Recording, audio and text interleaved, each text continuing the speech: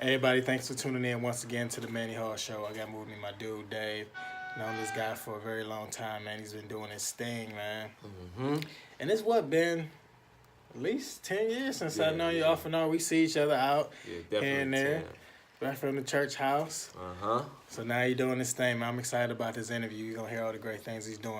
Absolutely. And he's singing, doing his thing. Singing, not rapping. Not rapping at all. Not rapping. Got a great voice on him. All right, let's get it in, Manny Hall Show. Yeah, that's a vibe. She wanna vibe. That's a vibe, yeah. That's a vibe. She wanna vibe. That's a vibe. What's going on, bro?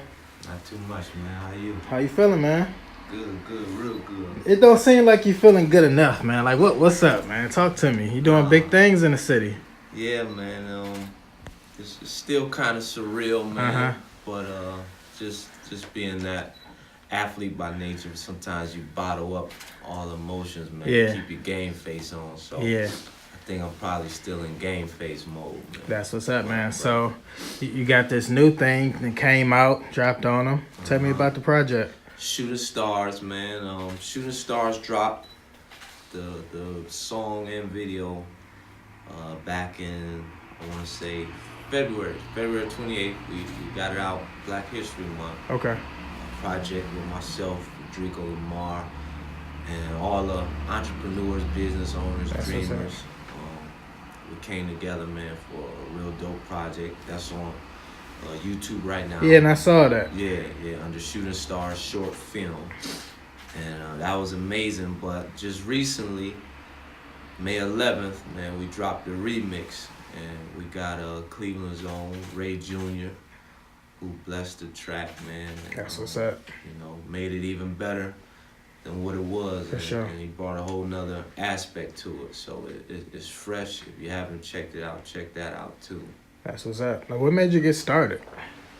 Man, it's crazy. So, growing up, my mom had me in every choir that the church had. Okay. So that's children's choir, men's choir, and the adult choir. And it's crazy because I remember crying to get out of it, man. And she finally let me out, and I ran away from it. And I went from that to sports, basketball. Okay. I always hummed, always sang around the house or whatever. Gotcha. And after college, man, I just started really writing. One of my buddies who was doing music said, you should start writing, man. You should try to take it a little more serious. Okay. I started writing, but it's not until March 2017 I shared the gift with the world. Wow, all that time? Yeah. So what was the hesitation? One, being a perfectionist. Okay. Two. And you ain't want to be out here sounding corny or lame, so you like, man, let me make sure that it's polished. Absolutely. I dig it. And then in our demographic, out of 10 guys you meet, 7 of them will say, I do music, or I gotta go to the studio. So, all means, you never want the corny aspect to play a part in it. For sure. And then also, man, I'm just a firm believer that things aren't worth talking about till they're worth talking about. So I don't really brag or kind of give play-by-play of what I'm doing, but when the time is right, I reveal it. And now it seems like God has kind of pushed me off that ledge and said, it's time, So like, let's go back. So you back in high school, even early college days, and you hooping, you kicking it with the fellas. Right. Are you like, I'm gonna get up with y'all, I'm about to go right? No, not at all. High school, college, I just knew I loved music. I was that one friend from elementary school. We didn't have cable, so whichever one of my friends had cable, I would be over their house watching videos. Like, they want to go outside and play, I'd be in front of the TV turning to the video. Man, remember Video Soul? Video Soul, The Box. Yeah. Rap City, Rap City, man, all that. And so I always had a love for music. My mom sang, my dad sang, but I always kind of hid my talent. So when I say I let the world know in March 2017, that's my mom included. My mom didn't even know. Wow. Okay. Yeah. So I ended up debuting a song over in Dubai. And at my buddy's wedding, and when I came home, you know, I shared it with my family. They all cried and everything because they just didn't know. Yeah. None of my dudes even knew, you know, so. Now, along this journey, like, what would you say the hardest part is, like, really trying to break through? The hardest part is taking the first step. The first step is the blind step. It's the unknown step. You jumping, you stepping out there, and you don't know what's to come. You don't know if you're gonna succeed. You don't know if you're gonna fail. So your imagination creates all these outcomes that can be intimidating. You know? And a lot of times, you know, you stall, you procrastinate, and you play it out to everything that can go wrong. Right. And it's not till I just really start honing in on my foundation, you know, my spirituality with God, and it's saying, you know, the same way you imagine everything that can go wrong, you imagine everything that can go right. That's good. That initial step, once you take that, then you really see just how much God got you. It's almost like He's saying, man, I'm waiting for you. Like, I got all this great stuff to show you and for you to experience, but I need you to get to the point where you're ready to trust me and step out there. Yeah. No, that's a hard transition, though. Yeah. For anybody, like, whether they grew up in the church or they, like, in there every Sunday, to really trust God completely with that gift He gave them. Yeah. It's a battlefield of the mind. That's what I call it. Yeah, man. for sure. Yeah. You gotta conquer your own thoughts, man. Now, along this journey too, who was like really standing in your corner this whole time? Well, definitely, I say my man, Brandon. That's who knew before anybody, because he was at one point flirting with the music. Okay. And he was the one that kind of said, man, you should take it serious. Like, man, like you got something here. And it's ironic, you know, like the saying, people have a purpose, a reason, and a season. He's not even doing music anymore. He stepped away, but he served his purpose.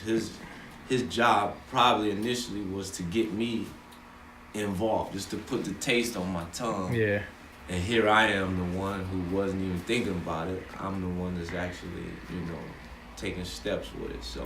And it's like that sometimes, though. Yeah. You know. Yeah. And I think a few years back, everything that I'm doing, start to see how certain people was aligned. Yeah. You know what I'm saying? Yeah. And it's not that they still around, or if they still around, they just play a different position in my life. Yeah. But really taking a step back, understanding that everybody got a role to play. Yeah, man.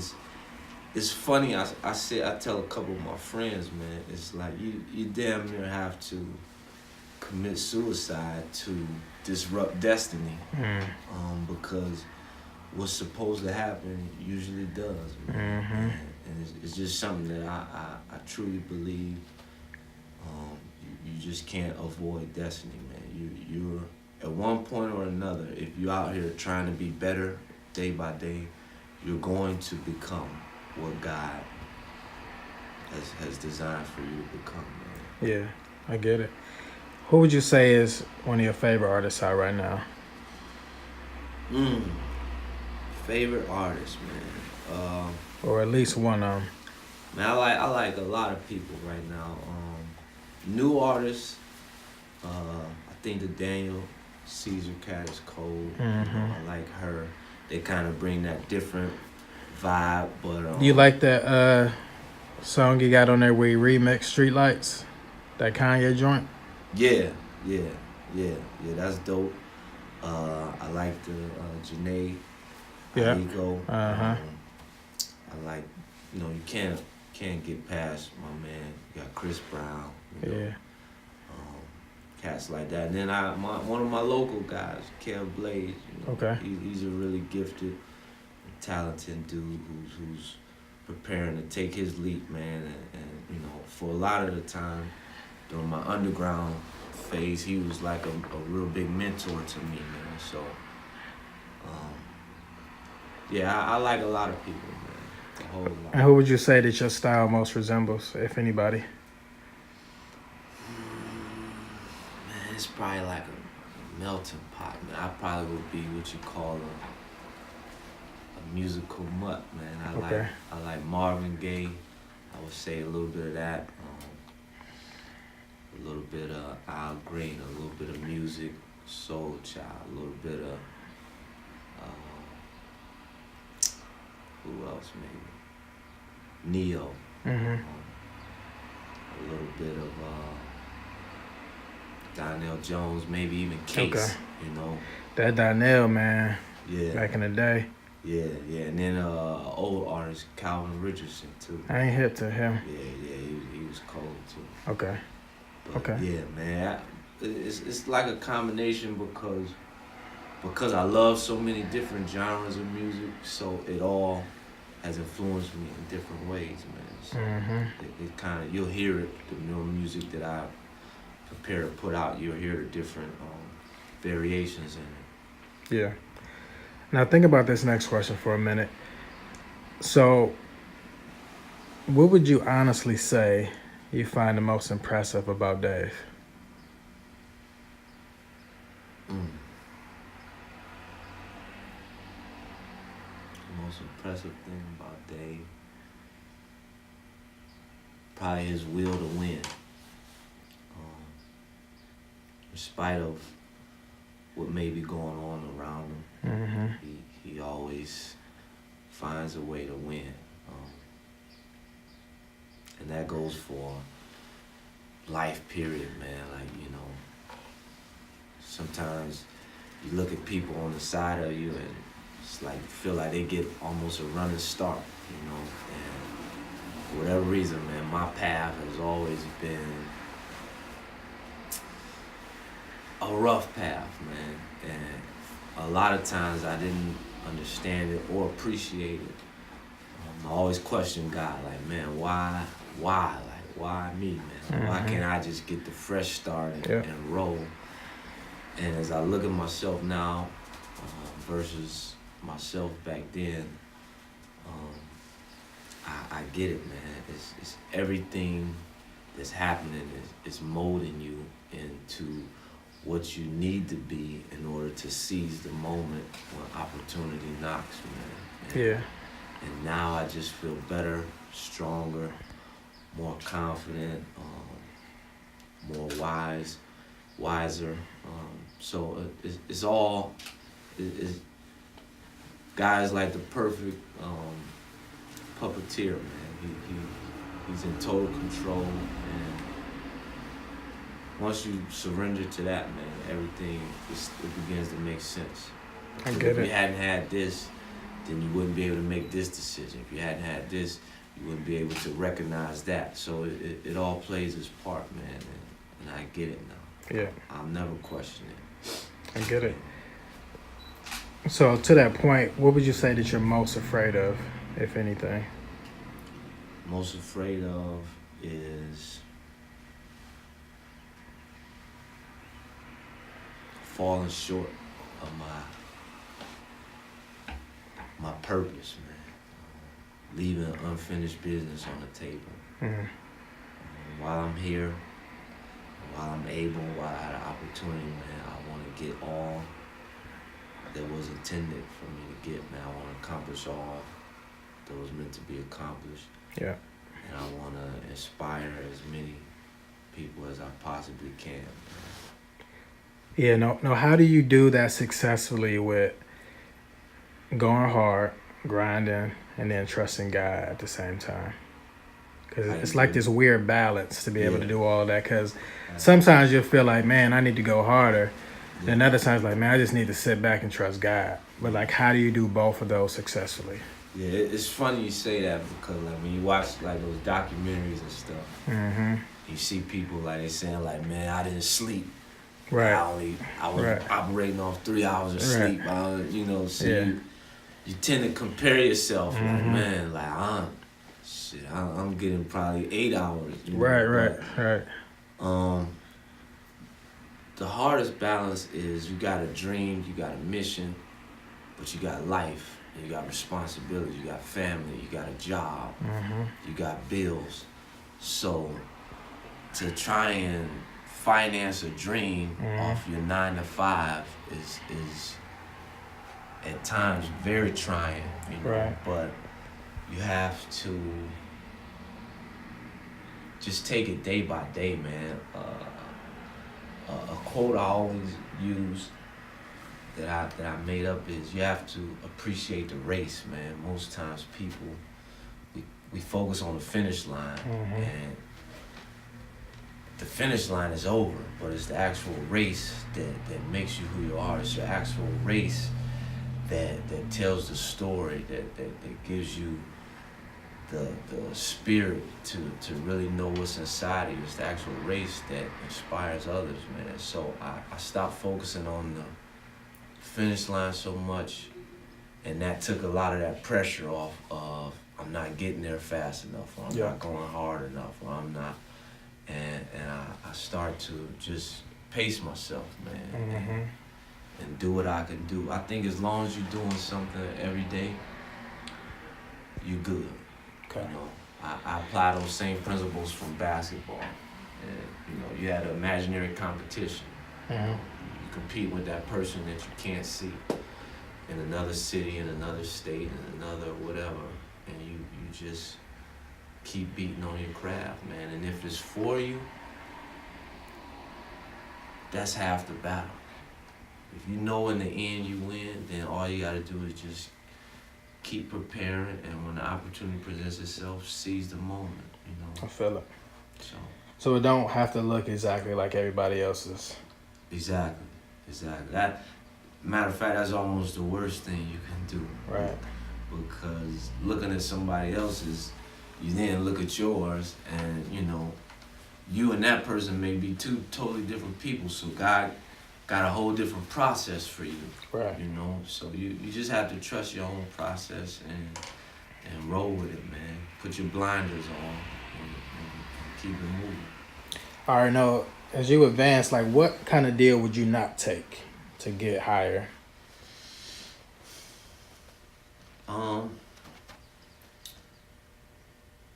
Pretty much common sense. Why I would try to avoid anything that compromise just me, who I am, man. Like at all costs, I gotta be me.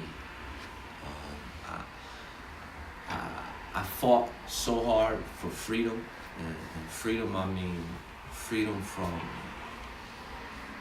a 9 to 5, freedom from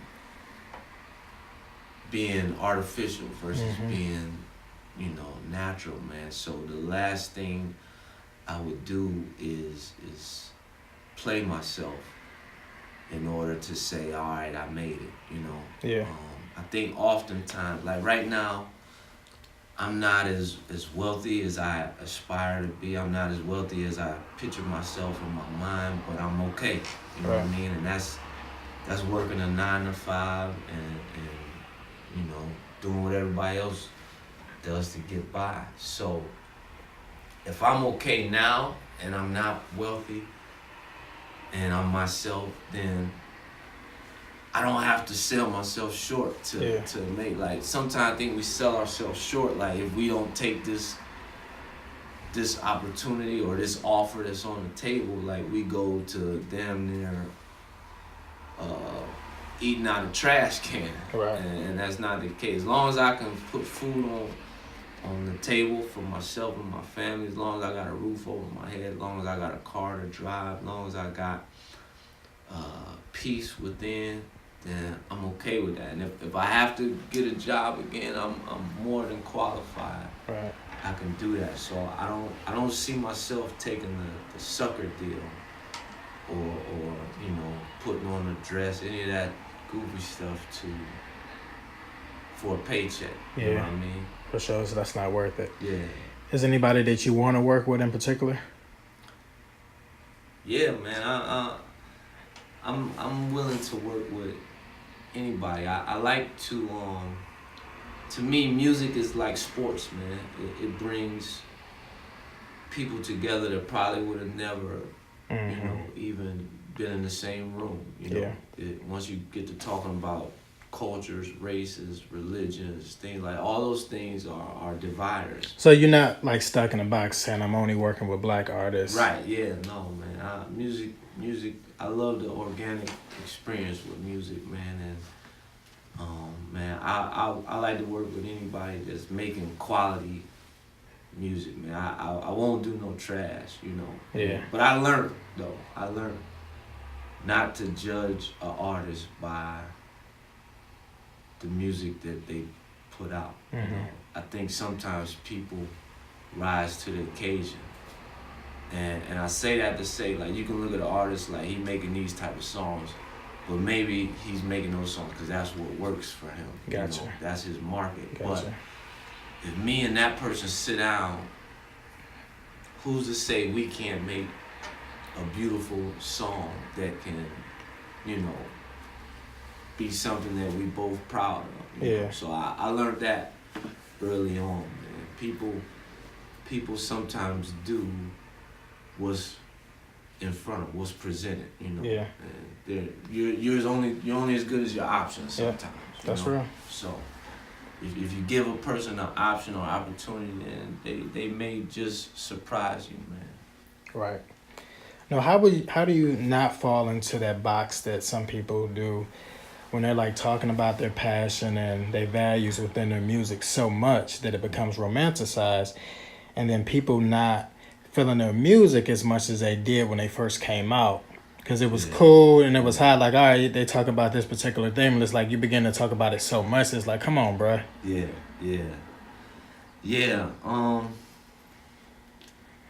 That's crazy because I think the hardest part with I think entertainers, period. You have these phases in your career. Early on is probably like when you at this humble, hungry phase, and you know your passion, your desire to make it bleeds through your artistry, right? And people admire you for that. And sometimes, you know, upon your climb to success, your story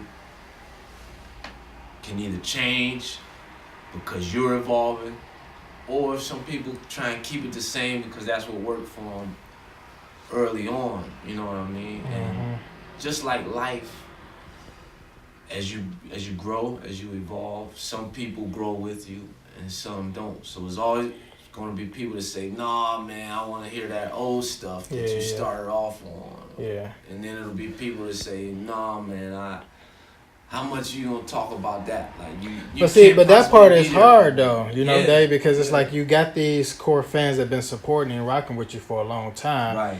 Then you got these other people that's starting to fall in love with you and they feeling you. Yeah. But then it's like, in terms of looking at your audience or what they like to hear, you got 2 or 3 different sides. Yeah. I think, man, what trumps everything is if it's good quality music. When I say good quality music, I don't mean music that you say, "Man, I like this song. I don't care what people say." Got it. If it's a hard, so you can't just make the decision yourself and say it's hot. Yeah, like you gotta know, like, man, this a hard song. Like, it is what it is. Like I liked them as that old person, or I like this new person, but regardless, that song is hot. Yeah. And if you can keep that ingredient, man, if you can keep putting that together, and that's hard. Yeah. Like consistency is hard, right. You know, and just kind of watching, I think a lot of times it's probably harder for a person that blows up to stay consistent because you went from a boring kind of more focused lane to where you writing, you just working on your craft, you working, you writing, to you blowing up, and now you got tours, right? Now you got appearances, now you got this, now you got that, you got marketing, now you got what's the word, sponsors, things like that. So you have all these different things that kind of become a distraction to you kind of where you started, man, and sometimes that can kind of interfere with the quality. But and I think that's where that biggest difference comes in with this independent artist versus them being signed to a label, because there's so much more freedom. Yeah. But then it's like for artists that's just trying to get in the game, it's like, all right, I'm gonna go ahead and take this deal to get in the door. Yeah. And then maybe that contract is up 2 or 3 years, but within that time, they might be asking you to put out some whack stuff that you don't really agree with, but you got to do it because you got that contract on your back. Yeah, and me answering that question is funny to me, because I haven't even experienced that. You know? I haven't even been in that position, but just being observant and watching, now you see more people making it independently. Yeah. And I mean, the way the music game is now, it appears that most artists, unless you're like that top tier artist with the machine behind them, most artists it appears that they making their music and making their living on the road, man. Because for real, it's like, it's almost, I'm not going to say it's easy, but it's easier. Yeah. Back in the day, you had to get somebody to put your song on the radio. Yeah. Now you don't really need that. Like, you can really pump it up on Instagram, Facebook, YouTube, a couple other avenues, and you straight. And now it's also these musical platforms where you can you make your song, you can upload it, and now it's available on iTunes. Exactly. Like, you can do pretty much yourself without the record company. Yeah. And a lot of people are finding success with it, but it's just that same amount of time you put into your 9 to 5, your job, you have to put it into music, your dream, your music, and it's a lot of people succeeding, and sometimes that's all a person like me or anybody else that started. That's all you need to see is like, oh man, he did it, he made it. Like, because it really don't even matter what the radio, what a lot of these media companies think no more.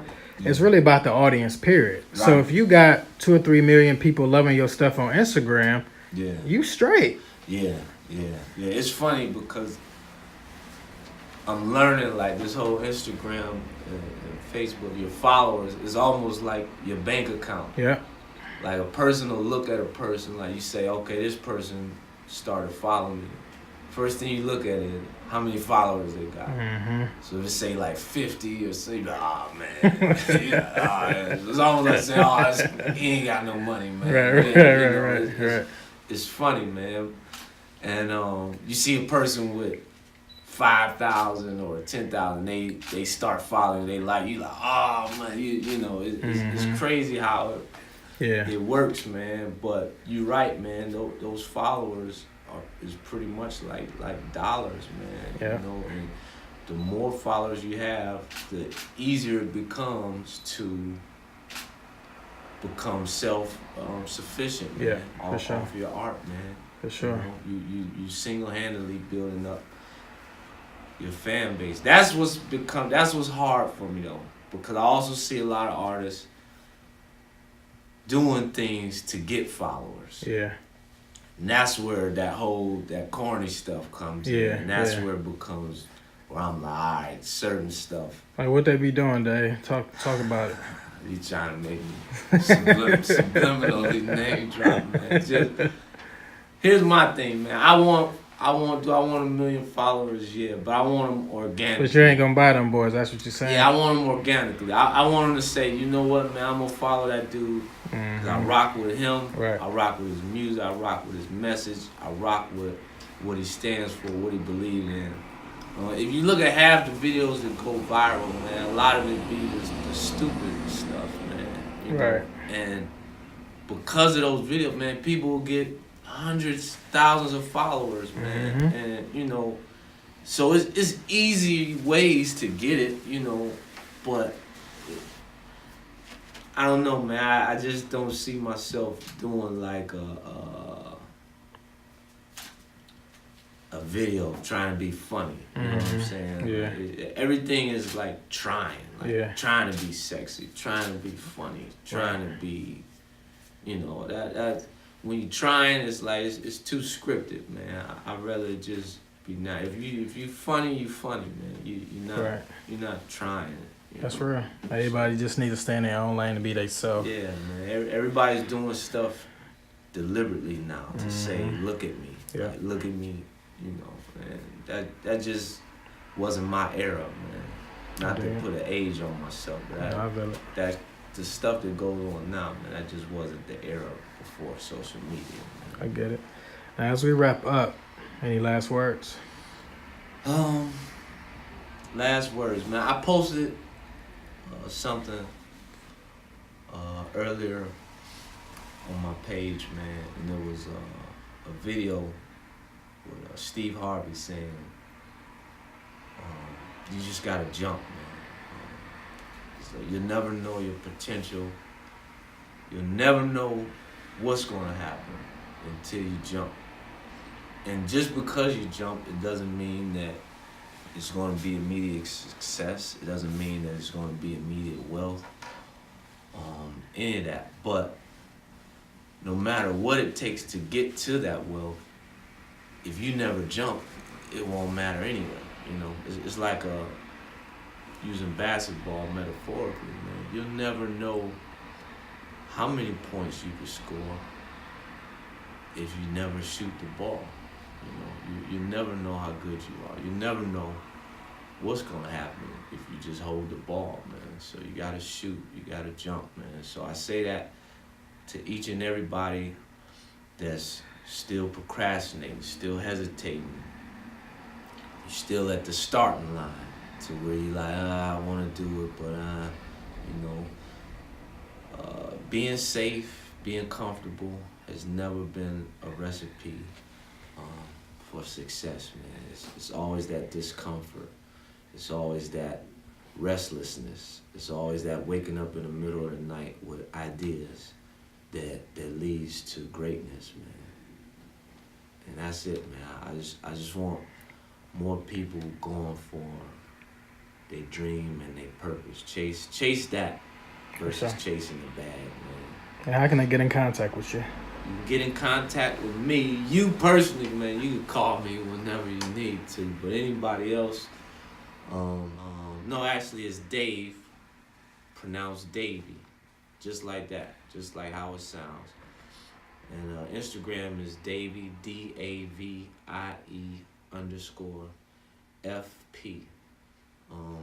I had to spell it out because a lot of times, if you see my merchandise, my hat I wear, or my CD covers, the Davy is actually DAV with the long symbol over the E, simulating that the vowel is long for Davy.